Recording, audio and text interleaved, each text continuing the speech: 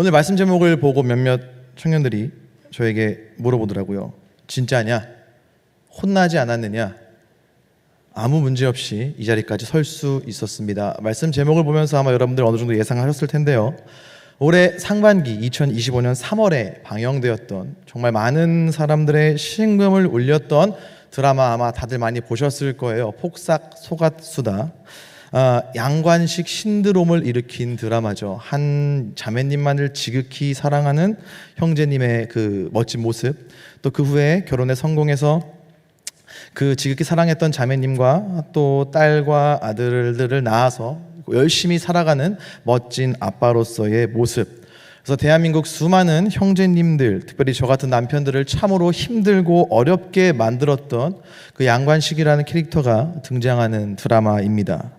전 사실 확신하는데요, 이 자리에 앉아 계신 우리 형제님들, 한 자매님의 현재 짝꿍 되고 있는, 한 자매님의 남자친구 되고 있는, 혹은 남편 되고 있는 우리 형제님들과 드라마에서 우리에게 보여진 양관식의 모습이 크게 다르지 않다고 저는 확신합니다. 아멘 하셔야 돼요. 어필할 수 있는 기회를 드리는 겁니다. 형제님들, 무더운 여름날에 곧 가을 옵니다. 기회 드린 거예요. 크게 다르지 않을 거라고 생각합니다. 우리 형제님들도요, 짝꿍에게, 여자친구에게 이 양관식만큼 애쓰고 노력하고 지극정성을 다하고 사랑해 주는 거 저는 알아요. 근데 제가 이 드라마를 보면서 열심히 분석을 해봤습니다. 왜 대한민국 이 땅에 양관식 신드롬이 일어났을까? 제가 내린 결론은 딱 하나예요. 왜? 잘생겨서요. 양관식을 역을 담당한 배우가 심히 잘생겼기 때문에 하는 말이나 행동마저도 멋져 보인 겁니다. 쓸데없는 상상 한번 더 해볼게요. 양관식 대신에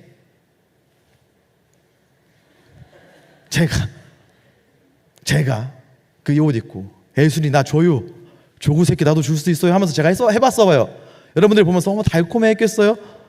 당연하지 이 자식아 이러면서 막 이렇게 하지 않았겠습니까? 아무리 생각해도 잘생겼기 때문에 더 빛나 보이는 1+1 효과라고 생각을 해요. 저는 개인적으로 이 드라마에서 양관식도 되게 멋있고 좋았지만 개인적으로 되게 애착이 가는 캐릭터가 하나 있습니다. 그 부상길 학시 아시죠? 그 희대의 명언 학시라는 이 명언을 남긴 이 부상길이라고 하는 캐릭터, 그래서 학시 아저씨라고 하잖아요. 이 캐릭터가 참 정이 가고 미워할 수가 없더라고요. 학시라고 하는 그 표현도 전 되게 일상에서 되게 자주 씁니다. 씨 붙이는 게 목사도 조금 양심에 꺼려서 하만 하고 있기는 한데, 하 한 다음에 저만 들리게 씨 이렇게 하고 있기는 한데 되게 맛깔나게 단어를 사용하더라고요. 그리고 이제 이 캐릭터가 많이 사용했던 또 다른 단어가, 표현이 오늘 말씀의 제목 너 뭐 돼? 이걸 많이 사용을 하더라고요. 이게 너 뭐 돼? 이렇게 연결하면 안 돼요. 너 뭐 돼? 이렇게 한 번씩 끊어야 상대방이 더 킹받습니다. 너 뭐 돼? 이렇게. 아니면 걔 뭐 돼? 제 설교 준비하려고 그 드라마 안 봤는데 부상길만 따로 검색해서 이렇게 짤로 모아서 봤거든요. 끊어서 하더라고요.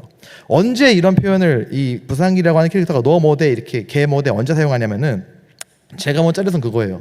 이제 부상길이가 그 아저씨가 그 마도로스 그 선장이잖아요. 그 배에 이 양관식이가 거기서 이제 일을 하는데 이 물고기를 다 잡고 이제 항구로 돌아와가지고 이제 같이 라면도 끓여 먹고 회도 먹고 좀 이렇게 놀다 가려고 하는데, 양관식이는 그냥 얼른 짐 싸가지고 막 집으로 빨리 가니까 그때 너 뭐 돼? 왜 너만 맨날 그렇게 집에 빨리 가냐? 그러니까 이런 때 쓰는 거예요. 남들 하는 것처럼, 남들 사는 것처럼 안 살고 왜 너만 유독 다르게 그렇게 사냐라고 할 때 너 뭐 돼? 걔 뭐 돼? 왜 걔만 유독 그래? 이럴 때 많이 사용하는 단어더라고요. 저는 여러분 오늘 말씀을 묵상하면서, 그리고 말씀의 제목을 너 뭐 돼? 라고 정하면서 이런 도전을 좀 받았습니다. 우리 청년들이 너 뭐 돼? 이런 말 좀 많이 들었으면 좋겠다. 가정에서, 직장에서, 학교에서, 여러 관계 안이나 여러분들이 속해 있는 여러 공동체 안에서 여러분들이 너 뭐 돼? 혹은 여러분들이 없는 자리에서 여러분들을 두고 그 공동체와 집단과 그 사람들이 걔 뭐 돼? 라는 이야기를 정말 많이 들었으면 좋겠어요. 학시 말고 너 뭐 돼? 혹시 누가 학시하면 저랑 지수 목사님께 신고하십시오. 저희가 가서 혼내줄 수 있습니다.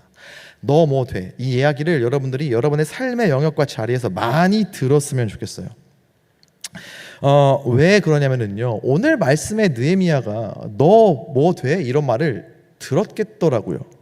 자, 오늘 함께 보고 있는 느헤미야 5장은요, 한참 성벽 재건 사업 가운데에 있었던 유다 백성들 안에 갑작스럽게 발생한 하나의 사건을 다루고 있습니다. 느헤미야 5장 1절부터 5절까지의 말씀을 보면은요, 이제 앞선 4장에서부터 느헤미야는 유다 사람들을 열심히 격려하면서 성벽을 다시 쌓고 있었어요. 한참 마음을 모으고 뜻을 모으고 힘을 모아야 되는 시기였는데, 이때 유다의 가난한 사람들 사이에서 일종의 폭동 혹은 불만이 폭발하기 시작한 겁니다. 불만의 내용은 이거예요.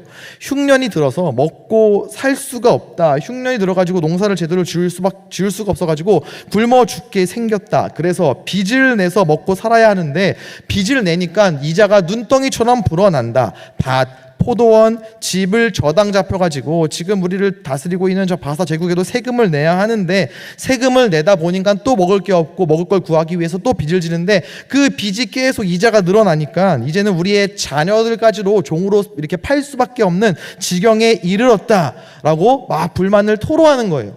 문제는 지금 여기서 이 유다 백성들이 그 높은 고금리 이자 고리 대금이 발생한 이유가, 유다 백성 내에서 귀족들과 돈 많은 사람들이 같은 동족 가난한 유다 백성들에게 높은 이자를 받고 그들에게 양식을 내어주고 있고 돈을 빌려주고 있고 그러한 상황이라고 하는 거예요. 같은 동족끼리 유다 백성 내에서 고리 대금이 벌어지고 있는 거죠. 심각한 문제입니다. 방금 이야기했던 것처럼 지금 유다 사람들은요, 성벽을 열심히 함께 쌓아 나아가고 있어요. 모두가 힘을 합쳐가지고 성벽이 다시 완성될 때까지 힘을 모으고 뜻을 모으고 마음을 모아야 합니다. 따라서 이것은 어떠한 경제적인 문제, 가난한 사람들이 굶어 죽게 생겼는데 그들을 제대로 도와주지도 않고 심지어 고금리에 이자를 붙이고 있다라고 하는 경제적인 문제뿐만이 아니라 공동체 붕괴의 문제까지도 이어질 수 있는 거예요. 어쩌면 심각한 공동체적 위기, 내부 공동체 붕괴의 위기가 더 큰 상황입니다.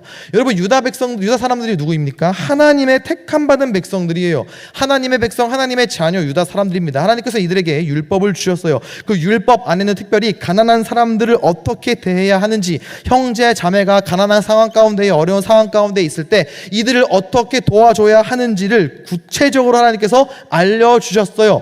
힘들고 어렵고 가난한 상황 가운데 있는 형제 자매들을 어떻게 도와줘야 하는지 하나님께서 직접 가르쳐 주셨다라는 거예요. 이 내용을 분명히 알고 있는 사람들이었습니다. 출애굽기 22장을 보면은요, 형제에게 돈을 구워줄 때 이자를 받지 말라고 해요. 옷을 담보로 맡기면 해가 지기 전에 담보를 돌려주라고 합니다. 또 레위기 25장을 보면요, 희년이라고 하는 제도가 이스라엘 백성들 가운데 있었어요. 50년마다 땅을 돌려주고 빚진 사람을 자유롭게 해주고 종된 사람을 놓아주는 그러한 해였습니다. 경제 시스템이 아니라 이익을 앞세워서 형제를 착취해서는 안 된다고 하는 하나님의 마음이 담긴 그러한 율법이었어요. 또 신명기 15장 그리고 24장을 보면은요, 형제가 가난해서 도움을 청할 때는 마음을 닫지 말고 손을 움켜쥐지 말라고 해요. 기꺼이 도와주고 이자를 붙이지 말고 저당을 잡더라도 그 사람이 부끄럽지 않게 그 집안에 들어가지 말고 밖에서 기다렸다가 저당물을 가지고 나올 수 있도록 기다려주라고 해요.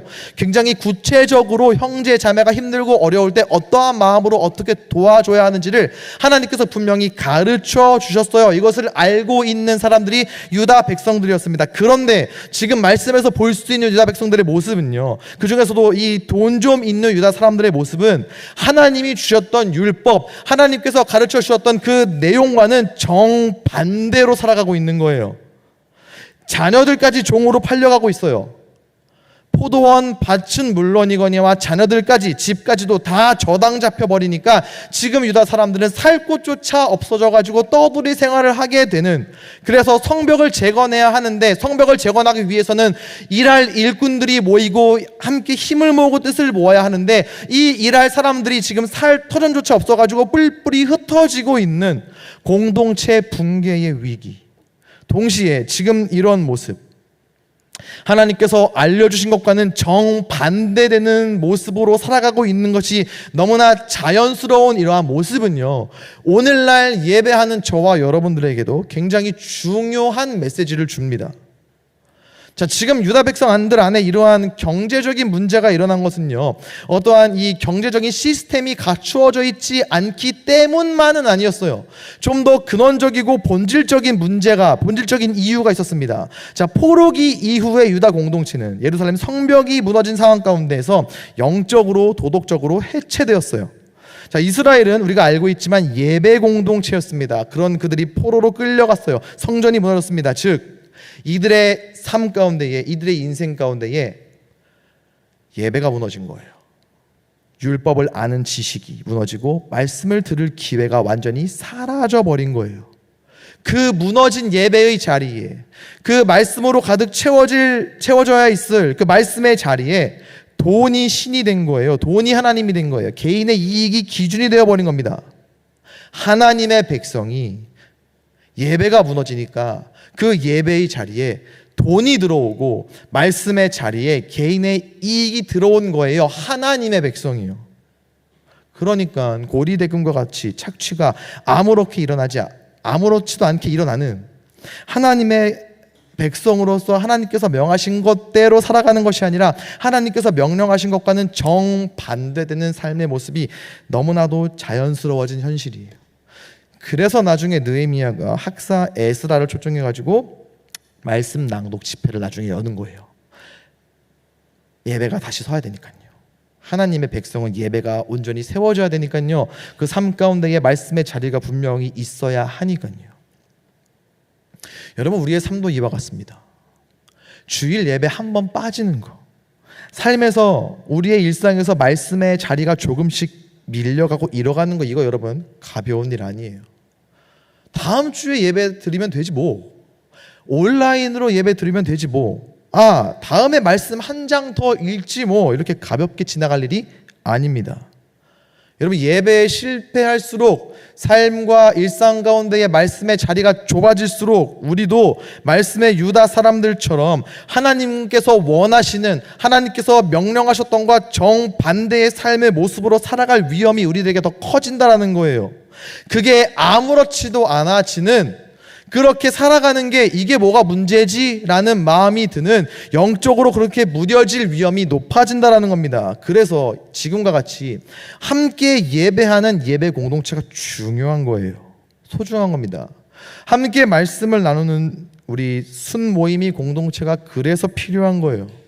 물론 순모임 가운데 가면, 특히나 지금과 같이 하반기가 시작된 시점에서는 낯가리는 경우에는 낯선 사람들도 많고 거기에서 내 이야기를 한다는 것이 굉장히 어렵고 가면은 에너지를 소모하는 것 같고, 물론 에너지 소모하죠. 그러나 여러분, 그 시간이 에너지를 쏟고 에너지를 뭔가 이렇게 내보내는 것 같은 시간이 사실은 우리를 살리는 시간입니다. 오히려 우리가 살아나는 시간이에요. 우리 안에 다시 한번 예배와 말씀이 세워지는 시간이기 때문입니다. 사랑하는 청년 여러분, 목숨 걸고 예배했으면 좋겠습니다. 하나님께 올려드리는 예배지만요, 이 예배를 통해서 하나님께서는 우리로 하여금 하나님의 백성이라는 것을 다시 한번 기억하게 해주십니다.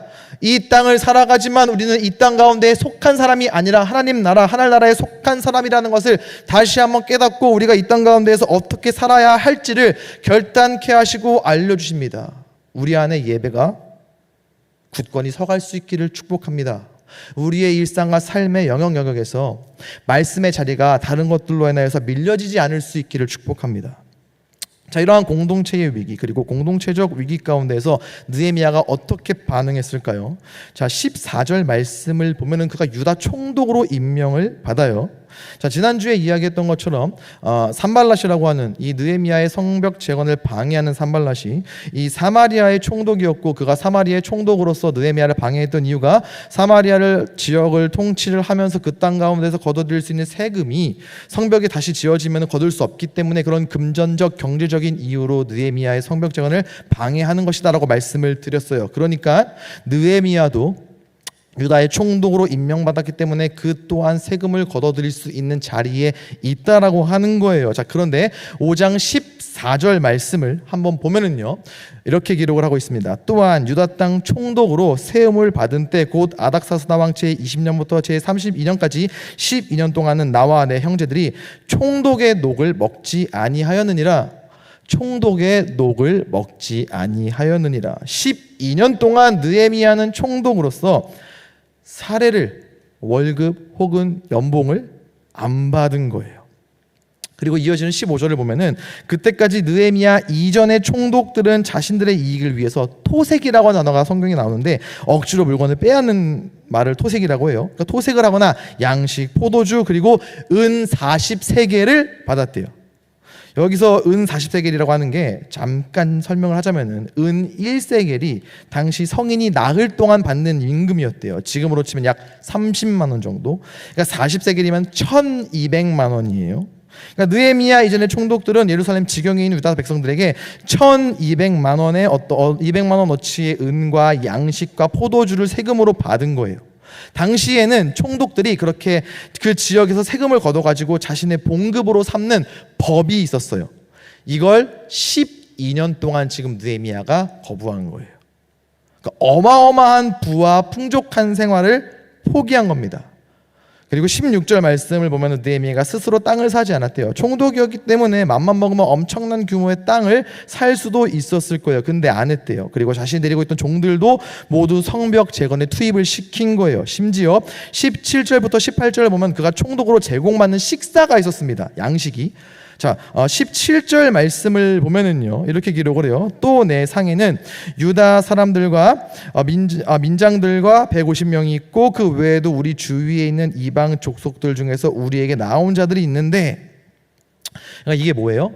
매일 공급받는 양식이 있었는데 느헤미야가 이걸 받기는 받았어요. 근데 내가 총독의 녹을 포기하니까 요 정도는 받아도 되겠지라고 하는 타협 의 마음으로 이 음식을 받은 게 아니라 이 17절 말씀을 근거로 본다면은 성을 쌓는데 관계된 사람들과 나눠 먹기 위해서 이 음식을 받았던 거예요. 동역하는 이들을 배부르게 먹게 하기 위해서. 내가 총독의 녹도 안 받는데 그래도 먹을 거 정도는 받아도 되지 않을까? 뭔가 또이또이 기브 앤 테이크 이런 개념이 아니라 이것마저도 함께 고생하고 동역하는 사람들을 먹이기 위해서 받았다라고 하는 겁니다. 자, 지금까지 느헤미야의 모습을 보면은요, 유별나요. 왜요? 그동안의 전례들을 다 깨고 있으니까요. 이전의 총독들은 은 40세겔에다가 포도주에다가 양식에다가 자신들이 받을 수 있는 것들을 다 받고 거기에다가 착취까지 했었는데, 그렇게 당연히 해왔고 그렇게 하는 것이 자연스럽고 누가 뭐라고 안 하는, 뭐 질책을 받거나 법에 위법되거나 이런 것들이 아니었음에도 느헤미야는 관례대로 하지 않았어요. 약간의 상상을 더해서, 자, 느헤미야 이전의 총독들이 느헤미야의 이러한 모습을 보고 뭐라고 했을까요? 오늘 말씀 제목처럼, 야, 너 뭐 돼? 왜 너만 그렇게 유별나게 구냐? 왜 너만 그동안 총독들이 받았던 것들 안 받고 너 혼자 먹으라고 준 것들 왜 나눠 먹냐? 너 뭐 되냐? 너가 이러면은 네 다음에 올 총독들도 이와 같이 해야 될 것 아니냐? 이기적인 거 아니냐? 너만 생각하는 거 아니냐? 너 왜 그러냐? 왜 너만 그렇게 유독 다르게 사냐? 너 뭐냐? 너 뭐 되냐? 왜 그러냐? 이렇게 이야기하지 않았을까요? 그럼 또 상상을 해보죠. 만약에 느헤미야가 너 뭐 돼? 라는 말을 들었다면 뭐라고 답했을까요? 너 뭐 돼? 너 왜 그래? 왜 너만 그렇게 유별나? 왜 너만 그렇게 튀어? 남들 다 그렇게 하는데, 남들 다 그렇게 사는데, 여태까지 모든 이들이 그렇게 살아왔는데, 그렇게 했는데 왜 너만 그래? 그렇게 하면 인기 좀 끌 것 같아서 그러냐? 왜 유난 떠냐? 라고 할 때 느헤미야는 뭐라고 대답할까요? 질문은 없지만 답은 있더라고요. 자, 느헤미야 5장 15절 말씀 다 같이 한번 읽어보면 좋겠습니다. 함께 읽을게요. 자, 시작.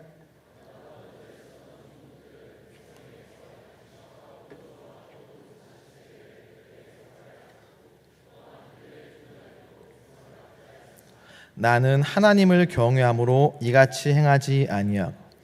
질문은 없어요. 너 뭐 되냐고 누구도 하지 않았습니다. 근데 답이 있어요. 느헤미야가 뭐라고 합니까? 나는 하나님을 경외함으로, 나는 하나님을 경외함으로 이같이, 다른 총독들과 같이 그들이 관례대로 양식과 포도주와 은 40세겔을 빼앗으며 압제했던 그런 것과 같은 행동을 나는 하나님을 경외하기 때문에 그와 같이 하지 않았다.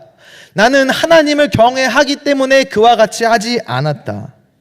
느헤미야가 유별났던 이유, 느헤미야가 관례를 깼던 이유, 느헤미야가 이전의 총독들과는 전혀 다른 삶의 모습으로 살아갔던 이유는 하나님이었어요. 그가 하나님을 경외하는 사람이었기 때문에 그동안의 관례나 자신의 유익이 우선되지 않았던 거죠. 느헤미야의 삶의 원칙이 하나님이었으니까요. 느헤미야의 너 뭐 돼의 이유는 나는 하나님의 백성, 나는 하나님을 경외하는 사람, 이거였다는 거예요.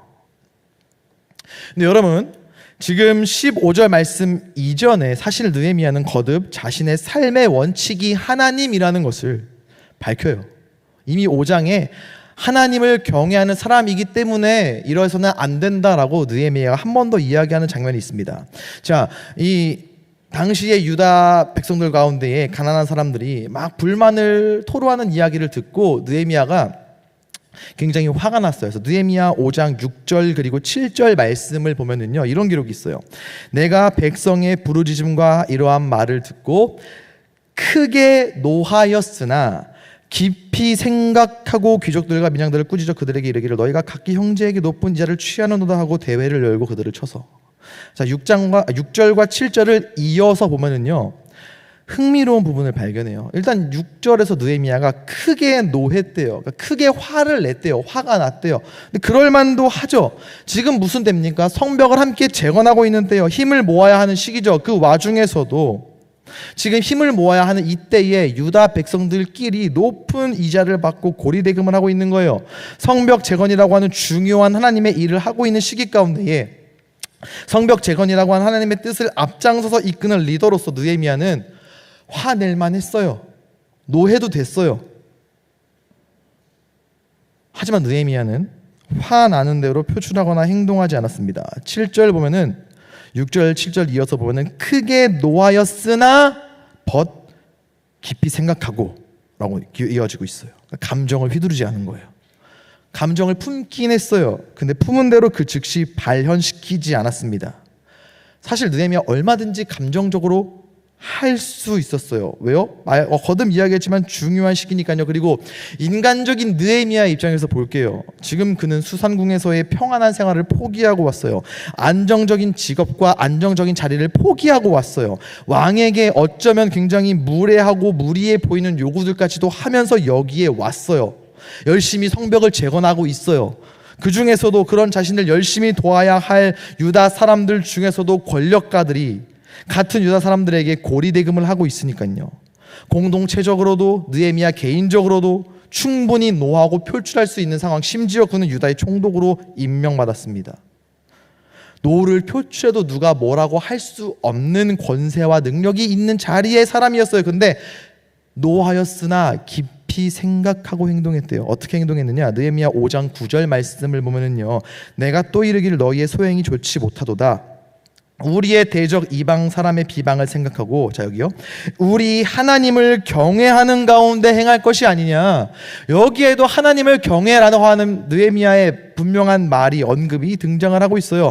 너희가 이같이 형제들을 착취하면은 하나님께서 어떻게 생각하실 것 같으냐라고 느헤미야가 지금 그 착취를 하고 있는 사람들을 꾸짖고 있는 거예요. 개인적인 감정을 휘둘러 가지고 화를 내는 게 아니라, 화가 났지만 감정을 휘두르는 것이 아니라 깊이 생각하고 공의로운 책망과 실행을 지금 보여주고 있는 거예요. 하나님을 경외하는 사람이니까요. 세상처럼 감정이 이끄는 대로 반응한 것이 아니라 하나님을 경외했기 때문에 감정을 절제하고 그 분노의 방향을 분별한 거예요. 하나님을 경외하기 때문에 하나님께서 이끄시는 방향대로 이끄시는 대로 공의의 방향을 선택할 수 있었어요. 공동체 전체가 지금 하나님의 율법에 대한 반역, 붕괴라는 사실을 깨닫게 했어요. 그래서 공적인 대회를 소집해가지고 모든 백성들 앞에 이 문제를 드러냅니다. 그렇게 유다의 귀족과 관리들로 하여금 스스로 잘못을 인정하게 한 후에 약속하게 해요. 뭘 약속하게 하느냐? 더 이상 이자를 받지 않겠다. 빼앗은 밭과 집, 포도원 다 돌려주겠다. 느헤미야는 이와 같이 하나님을 경외했기 때문에 관례대로 행하지 않았어요.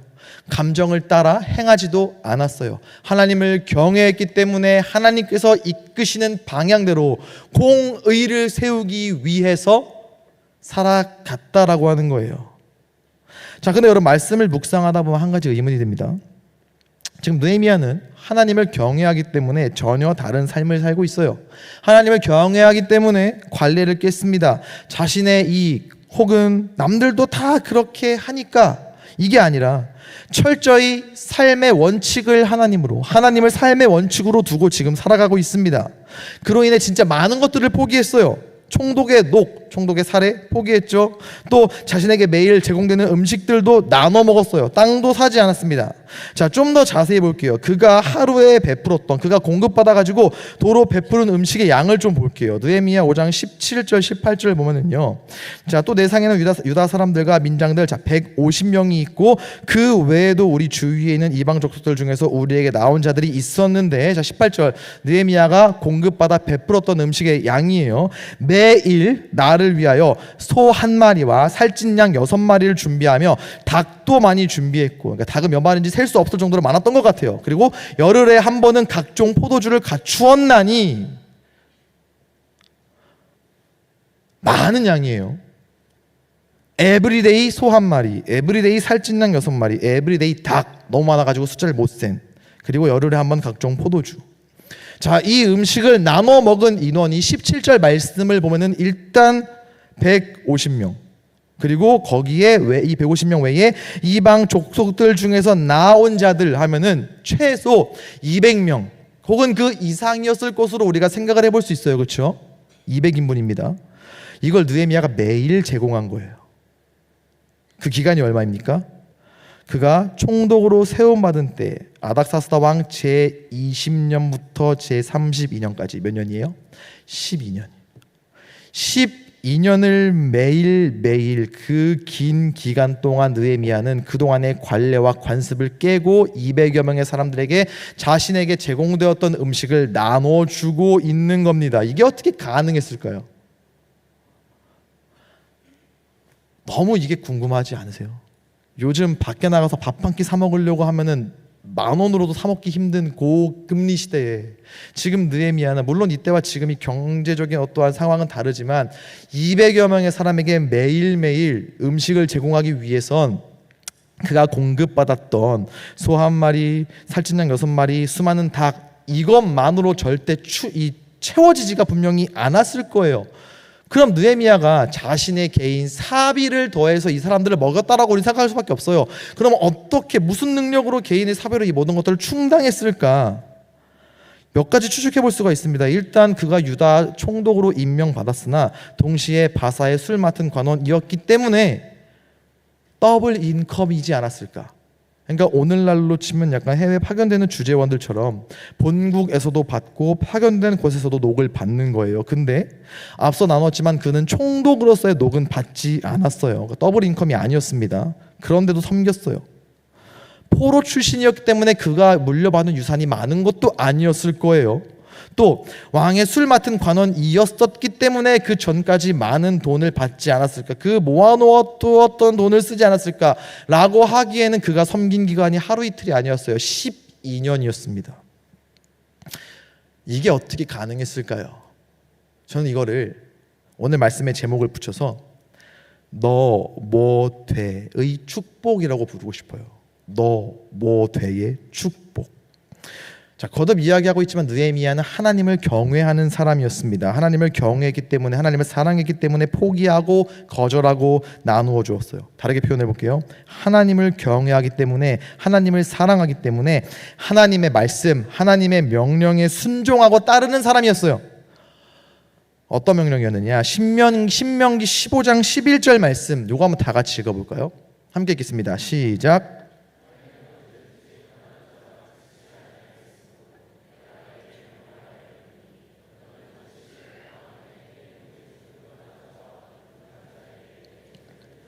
자, 저 자막을 자세히 보시면요, 우리가 놓치면 안 되는 단어가 있습니다. 뭘까요? 명령입니다. 명령. 명령은 따르거나 거절하거나 둘 중 하나인데, 저기 또 자세히 보시면요, 또 중요한 단어가 있어요. 반드시. 반드시. 이거 뭐예요? 선택의 여지가 없는 명령이에요. 내가 힘들고 여의치 않다 하더라도 어려운 형제들이 있다면 기꺼이 도울 것을 하나님께서 명령하셨어요. 따라서 느헤미야는 하나님을 경외하는 사람, 하나님을 사랑하는 사람이었기 때문에 이 법을, 명령을 따랐던 거예요. 하나님께서는 그런 느헤미야를 축복하셨습니다. 왜요? 약속하셨거든요. 무엇을 약속하셨느냐? 요 앞절 신명기 15장 10절 말씀을 보면은요, 이런 약속을 하셨어요. 요것도 한번 같이 읽어보겠습니다. 시작.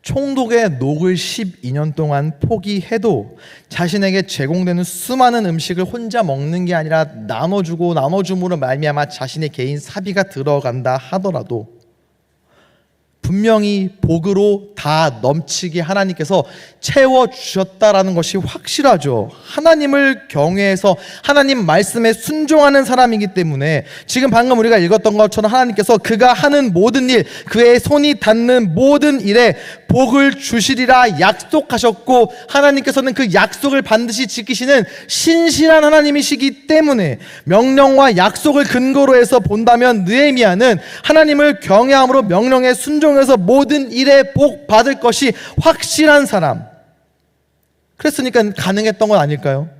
오해하지 않았으면 좋겠습니다. 저는 복을 강조하는 게 아니에요. 절대 오해하지 마십시오. 복 받았다를 강조한 게 아니에요. 그가 하나님을 경외했기 때문에 말씀에 순종한 걸 이야기하는 거예요. 하나님을 경외해서, 하나님을 사랑해서 하나님의 말씀을 따르기 위해 애쓰고 말씀에 순종하고, 하나님께서는 그런 느헤미야의 삶의 모습을 귀하게 여기셨다. 저는 이것을 여러분들에게 이야기하고 싶은 거예요. 느헤미야는 자신의 당연한 권리, 자신의 자리에서 누릴 수 있는 특권을 포기했습니다. 하나님을 경외하기 때문에 내려놓을 수 있었고 포기할 수 있었어요. 결코 그에게는 이러한 삶이 버겁거나 힘들지 않았을 거예요. 그가 힘들도록 버겁도록 하나님께서 내버려 두지 않으셨을 테니까요. 분명히 그가 하는 모든 일에 복을 더하겠다고 약속하셨을 것이니까요. 근데 여러분, 우리 주님께서도 이와 같으셨습니다. 우리 예수님도요, 하늘 영광과 존귀와 특권과 권리를 포기하셨어요. 우리를 위해서요. 우리를 사랑해서요. 하늘 영광 버리고 오셨어요. 온 우주를 지으신 하나님께서 우리와 같은 인간으로 피곤하고 배고프고 조롱받는 연약한 사람의 모습으로 오셨어요. 포기하고요. 그렇게 이 땅에 오셔서 하늘 영광만 포기한 게 아니라 심지어 당신의 목숨까지도, 생명까지도 포기하셨어요. 그렇게 하나님의 뜻에 철저히 순종하심으로 인하여 하나님을 경외하셨어요. 누가요? 우리를 대신해 십자가에 달려 돌아가신 예수님이요. 예수님의 자기 비움과 낮아지심, 그것은 하나님께 순종하려는 경외의 열매였고요, 하나님께 영광 돌리는 길이었어요. 예수께서 하나님 아버지를 경외했기 때문에 그렇게 하신 거예요. 예수님은 하나님의 아들이셨어요. 하나님의 아들로서 하나님 아버지를 온전히 경외하고 경외했기 때문에 그 뜻에 순종했던 거예요. 하나님이 기뻐하시는 뜻을 위해서 기꺼이 자신의 뜻과 권리까지 내려놓으신 거예요. 포기하신 거예요. 그리고 그 포기가, 그 내려놓음이 우리에게 하나님을 경외할 수 있는 길을 열어주었습니다. 예수님께서는 단순히 흉내내라고, 얘들아 너희도 나처럼 이렇게 해, 날 따라 해봐, 그렇게 살아가신 게 아니에요. 예수님의 포기로 인해서, 예수님께서 그 모든 것들을 내려놓으심으로 인해서, 예수님께서 십자가에서 하나님을 경외하심으로 인해서 우리는 그 안에서, 예수 그리스도 안에서 하나님을 참되게 경외할 수 있게 되었으니까요. 그래서 우리도 할 수 있는 거예요. 그 주님이 우리 안에 계시니까요. 우리도 하나님을 참되게 경외할 수 있는 사람들이 되었다라는 거예요. 마무리하겠습니다. 사랑하는 청년 여러분, 성도는요, 그리스도인은요, 좀 유별나야 되는 것 같아요. 다르게 표현해 볼게요. 유별나 보이는 게 맞는 것 같아요. 왜요? 다르니까요. 관례대로 살지 않으니까요. 관념대로, 통념대로 살지 않으니까요. 다른 삶의 원칙으로 살아가니까요. 세상과는 전혀 다른 삶의 원칙으로 살아가니까요. 그러니까 세상은 우리를 향해 너 뭐 되냐 물어보겠죠. 핀잔 주겠죠. 유별나다, 독특하다. 근데 여러분, 그건 유별난 게 아니라 특별한 겁니다. 그리고 구별된 거예요. 전 이걸 성도의 품격이라 부르고 싶어요. 하나님 백성으로서의 품격, 그리스도인으로서의 품위, 하나님을 경외하기 때문에 다르게 사는 우리의 삶은 그래서 품격 있는 삶, 품위 있는 인생입니다. 비록 하나님을 경외하기 때문에 조금 부족해도, 조금 불편해도, 세상은 그런 우리를 향해서 동정한다 할지라도 사실은 하나님을 경외하기 때문에 포기하는 삶의 모습이 진짜 품위 있는 삶이라는 거예요. 하나님을 경외하기 때문에 내려놓고, 하나님을 경외하기 때문에 심지어 조롱받는다 할지라도 그게 진짜 품위 있고 품격 있는 삶이라고 오늘 말씀이 우리에게 이야기를 해주고 있습니다. 그리고 그렇게 살아가는 우리의 삶 자체가 메시지가 될 수 있다라고 하는 거예요. 어떤 메시지겠습니까? 하나님은 이런 분이다. 너희가 신이라 부르는 하나님, 우리의 아버지 되신 하나님은 이런 성품의 아버지시다. 우리가 믿는 예수 그리스도는 이렇게 사셨다. 결국 우리의 삶 자체가 복음이 되는 거 아니겠습니까? 그러니까요, 사랑하는 청년 여러분, 너 뭐 돼? 이 소리 우리 많이 들었으면 좋겠어요. 남들 다 그렇게 하니까, 남들 다 그렇게 사니까 나도 따라서 그렇게 사는 인생 말고요, 하나님께서 우리의 삶의 원칙이 되었으면 좋겠습니다. 하나님을 삶의 원칙으로 삼고 살아가는 우리가 됐으면 좋겠어요. 관념을 따라서, 관례를 따라 사는 게 아니라 신념을 따라 사는 우리가 되었으면 좋겠습니다. 남들 다 편법, 불법할 때, 남들 다 누군가를 손가락질하고 욕할 때, 편하게 타협하면서 살고자 하는 유혹과 제한이 들어올 때마다 단호하게 거절하는 거예요. 아니라고, 나는 그렇게 안 산다고. 세상은 그런 여러분들을 향해 이야기할 거예요. 너 뭐 돼? 왜 너는 그렇게 다르게 하려고 해? 왜 너만 튀려고 해? 왜 너만 그렇게 유별나게 살려고 해? 그때마다 우린 이야기할 수 있어요. 뭐라고요? 나는 하나님을 경외하는 사람이니까, 나는 하나님을 예배하는 사람이니까, 이런 나를 위해 예수께서 십자가에 달려 돌아가셨고 그 예수로 말미암아 나는 하나님을 예배하고 있는 사람이니까 나는 그렇게 살지 않습니다. 나는 그렇게 하지 않습니다. 당당하게 그렇게 삶으로 외치는 여러분들이 될 수 있기를 소망합니다. 손해볼 수 있어요. 힘들 수 있어요. 조롱받을 수 있어요. 세상과 비교했을 때 조금 허전하고 빈곤하고 연약해 보이고 없어 보이고 초라해 보일 수도 있어요. 그러나 그러한 우리의 삶의 모습을 하나님께서 기뻐하신다고요. 하나님께서 잘하고 있다고, 잘 살고 있다고 여러분들을 격려하고 응원하실 테니까요. 어려워도요, 힘들어도요, 하나님 기뻐하시는 대로 살아가는 것 그 자체가 복이에요. 조금 없어도, 조금 못 가져도, 그래서 동정받아도 하나님을 경외하기 때문에 난 이렇게 살아간다, 그것 자체가 복된 삶입니다. 바라기로는요, 그렇게 하나님의 자녀된 삶, 하나님의 백성된 삶, 성도요 그리스도인의 삶의 모습으로 살아가는 여러분들의 삶 자체가 하나님을 경외함이 무엇인지를 보여주는 메시지가 되는 삶, 사랑하는 더 사랑의 교회 모든 청년들의 삶이 될 수 있기를 우리 주 예수 그리스도의 이름으로 간절히 축원합니다. 우리 이 시간 함께 찬양했으면 좋겠습니다. 찬양의 가사가 이렇게 고백을 해요. 하나님 말씀에 두려워 떠는 자, 그 말씀에 생명을 거는 자, 하나님 말씀에 운명을 거는 자, 순종하며 따라가는 자, 여러분, 우리의 삶의 모습이 이와 같기를 원합니다. 하나님을 경외하기 때문에 주님 말씀에 두려워 떨며 경외함으로 내 생명을 걸고 그렇게 살아가겠습니다. 하나님 말씀에 순종하며 살아가겠습니다. 세상은 그런 우리를 향해 조롱한다 할지라도 그러한 삶이 진정 복된 삶을 믿으며 그렇게 살아가겠습니다. 주님 도와주시옵소서. 이러한 마음으로 찬양을 하나님 앞에 올려드리겠습니다.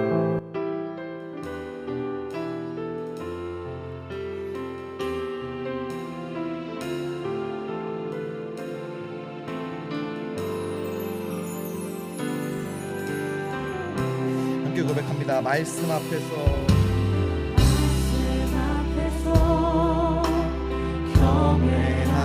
경외함으로 주께 홀로 섭니다. 생명의 말씀 읽고 순종해 주를 예배합니다. 기록된 말씀 힘이 있어서 진리로 우리 거룩해 하여 거룩한 말씀 세세 영원히 복음이 되어 말씀하시네.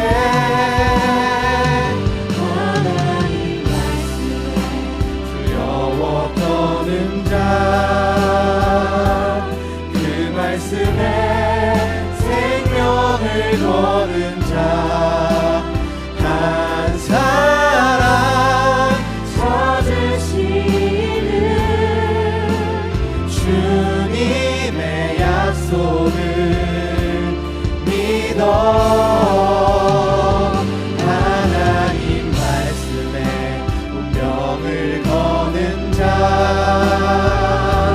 순종하며 주 따라가는 자 영원한 하나님 나라 이뤄갈 주의 교회요. 우리 한 번 더 고백해 볼까요? 하나님 말씀에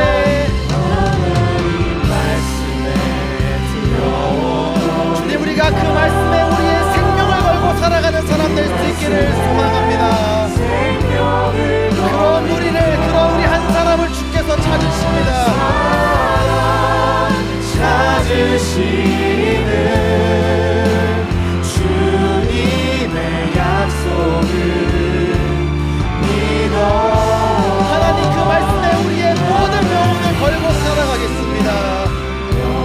주님 그 말씀에 순종하며 살아가는 우리의 삶의 모습이 될 수 있기를 소망합니다. 주 따라가는 자 영원한 하나님 나라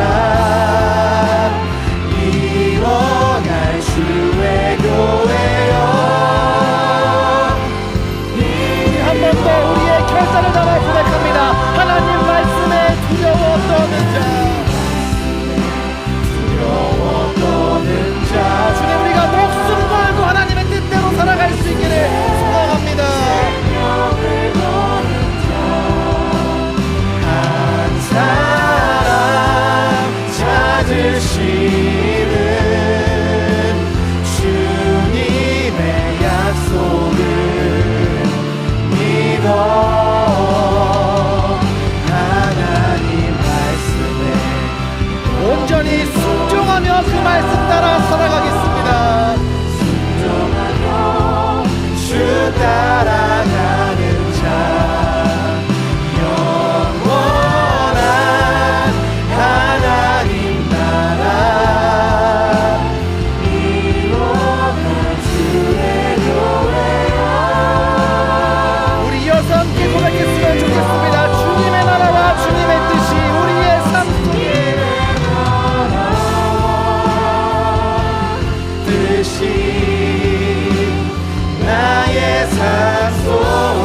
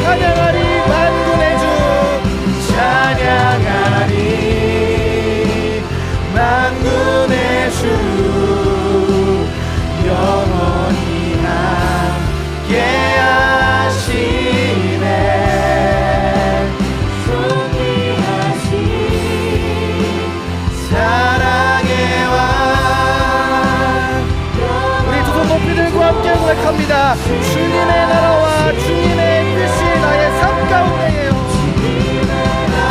나라와 뜻이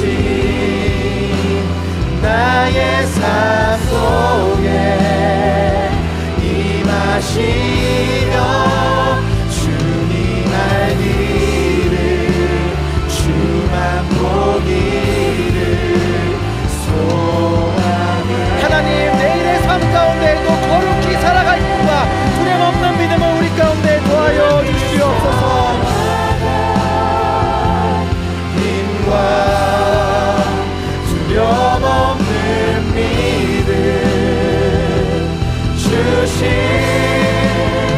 나의 하나님 완전한